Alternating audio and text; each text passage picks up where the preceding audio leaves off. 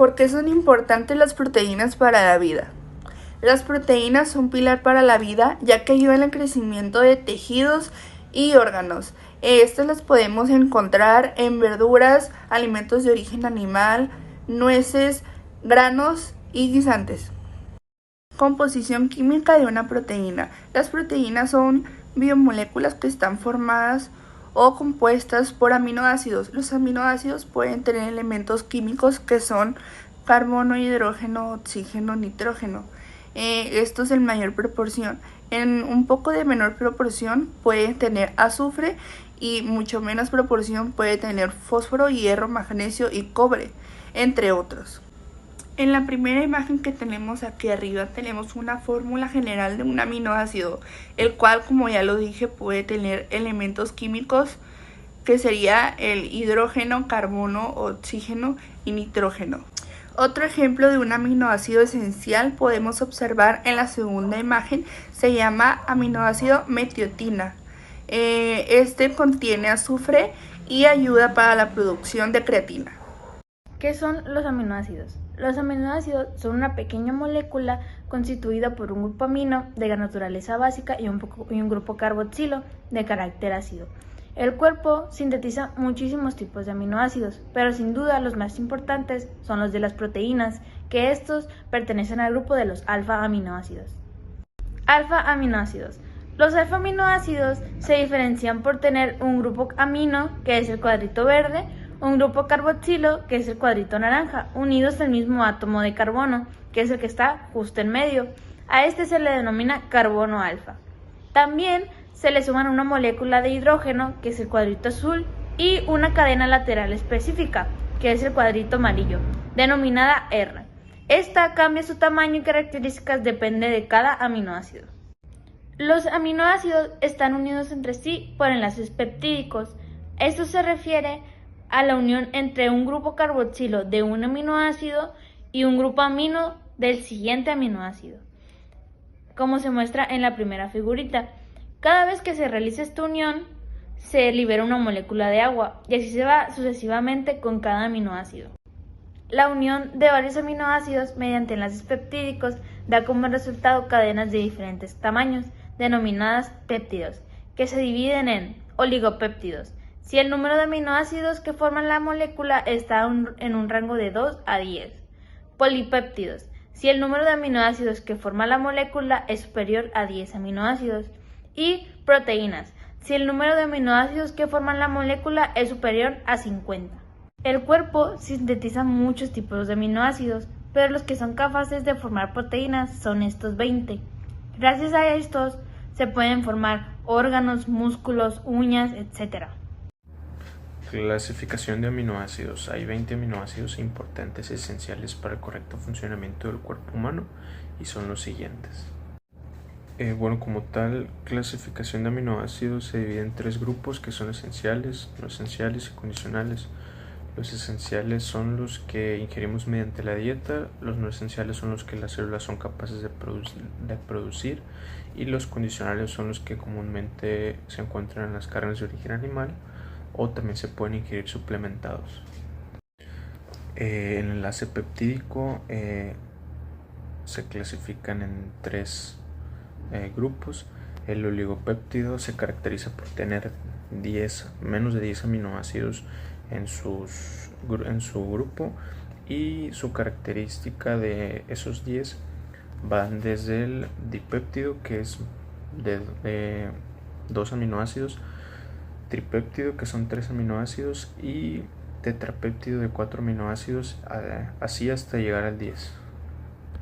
Continuando con el enlace peptídico están los polipéptidos o cadenas polipeptídicas, que estas se caracterizan por ser de 10 a 100 aminoácidos, no pueden tener ni más de 100 ni menos de 10.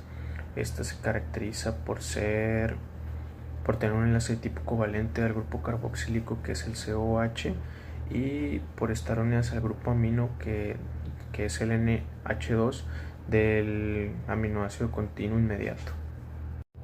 El enlace peptídico en proteínas, su característica principal es que son más de 100 aminoácidos, no pueden tener menos, y este se caracteriza también por perder una molécula de agua, así dando paso a un enlace covalente de CO-NH,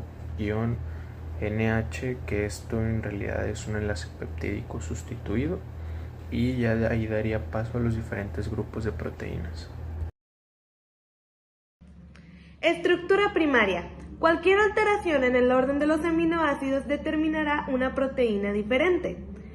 Se obtiene cuando los aminoácidos se unen entre ellos por medio de enlaces peptídicos. Los aminoácidos que conforman la proteína van formando una cadena unida por puros enlaces peptídicos, los cuales son enlaces muy fuertes. Las proteínas se diferencian por el tipo y número de aminoácidos y también por el orden en el que los aminoácidos están dispuestos. Por eso, cualquier alteración en el orden de los aminoácidos va a ser una proteína diferente. Estructura secundaria. Una vez que se obtiene la cadena de aminoácidos, esta se puede doblar o hasta torcer, y a estos nuevos arreglos se les conoce como la estructura secundaria. Hay dos formas en las que se pueden doblar. Estas son hélice alfa y lámina beta. El alfa hélice es donde los aminoácidos forman una espiral, y esto ocurre porque se empiezan a formar puentes de hidrógeno entre los átomos de la cadena principal, entre los mismos átomos que están formados los enlaces peptídicos. Otro tipo de estructura secundaria son la lámina beta, donde los aminoácidos van formando una escalera.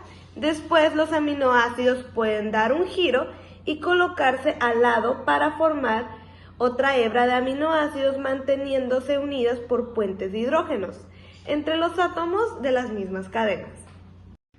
Estructura terciaria es cuando toda la cadena interactúa consigo misma, es decir, que todas las estructuras secundarias están acercándose unas a otras y participan para darle una forma global a toda la proteína. La estructura terciaria es única en cada proteína y es necesaria para el buen funcionamiento de esta. Las proteínas se clasifican en dos tipos, en globulares o fibrosas. Las fibrosas son aquellas en que la estructura terciaria es un poco más alargada, y en cambio las globulares son un poco más compactas, es decir, esféricas.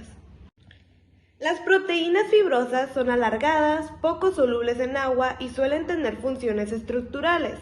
Dos ejemplos de estas son el colágeno y la queratina. Las proteínas globulares son compactas, solubles en agua y tienen una amplia variedad de funciones. Dos ejemplos de estas son la mioglobina y las enzimas. Es importante saber que la estructura terciaria de las proteínas se mantiene estable por la acción de diferentes interacciones y enlaces químicos. Se consigue principalmente por la interacción de los grupos R. Entonces, hay aminoácidos que en sus cadenas laterales tienen átomos que les permite formar puentes de hidrógeno, pero también hay otros que poseen carga que les permite atraerse a través de enlaces iónicos. E incluso hay aminoácidos especiales, como la cisteína, que tiene un átomo de azufre en el grupo R, y cuando dos cisteínas se acercan, pueden formar un enlace disulfuro. La desnaturalización depende de factores químicos, como por ejemplo la temperatura y el pH. Si una proteína ya tiene su estructura terciaria, puede funcionar correctamente a una temperatura adecuada, pero si aumenta mucho la temperatura, la proteína se puede desnaturalizar. Esto significa que pierde su estructura terciaria, porque se rompen todos los enlaces que la mantenían estable. Y por último veamos la estructura cuaternaria. Esta es cuando combinamos subunidades proteicas, las cuales pueden ser iguales o diferentes. Esto va a depender del tipo de proteína. Un ejemplo es la hemoglobina, que se compone por 4 subunidades. Esta se divide en dos parejas. Dos cadenas son iguales, alfa, y las otras dos cadenas, que también son iguales, son beta. Y únicamente cuando están las 4 juntas, la hemoglobina puede llevar a cabo su función. Hola, yo soy Itzel y les voy a hablar sobre la clasificación de las proteínas. Las proteínas se dividen dependiendo su estructura, su sensibilidad, solubilidad o composición química, entre otros. Por una parte están las holoproteínas o proteínas simples. Son las que están solamente formadas por aminoácidos. Estas se dividen en globulares o fibrosas. Algunos ejemplos de globulares son las prolaminas, las albúminas o la hormonoastirotropina, y algunos ejemplos de las fibrosas son los colágenos, queratinas, etc. Por otro lado están las glucoproteínas, que son moléculas formadas por una fracción glucídica y una fracción proteica unidas por enlaces covalentes. Algunos ejemplos pueden ser determinadas enzimas o hormonas. También están las lipoproteínas, que son complejos macromoleculares formados por un núcleo y una capa externa polar formada por fosfolípidos, colesterol libre y proteínas. Actúan como transporte para los triglicéridos, colesterol y otros lípidos. Estos se clasifican según su densidad en lipoproteínas con alta densidad, baja densidad y muy baja densidad. También están las nucleoproteínas, que son proteínas estructuralmente asociadas con un ácido nucleico, que puede ser ARN o ADN. Se caracterizan fundamentalmente porque forman complejos estables con los ácidos nucleicos. Y por último están las cromoproteínas, que son proteínas conjugadas que contienen un grupo prostético pigmentado. Ok, ahora les voy a hablar sobre las funciones de las proteínas. Las funciones de las proteínas se derivan directamente del tipo de aminoácido que las constituye o el orden en el que estos se encuentran. Las proteínas determinan la forma y estructura de las células. Está la función estructural, en la cual forman tejidos de sostén, aportan elasticidad y resistencia a órganos y tejidos, forman estructuras celulares y facilitan el transporte de sustancias. Está la función enzimática. Las proteínas funcionan como catalizadores, acelerando las reacciones químicas en el metabolismo. Estas actúan de forma específica. Está su función hormonal. Las proteínas son de naturaleza proteica, como la insulina, el glucagón, que son los encargados de regular los niveles de glucosa en la sangre, y la hormona del crecimiento.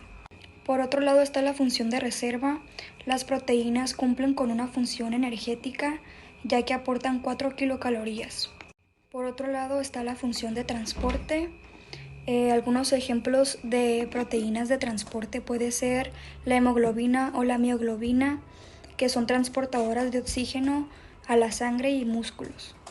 Por otro lado está su función de defensa, que son los encargados de regular factores contra agentes extraños, infecciones o toxinas bacterianas.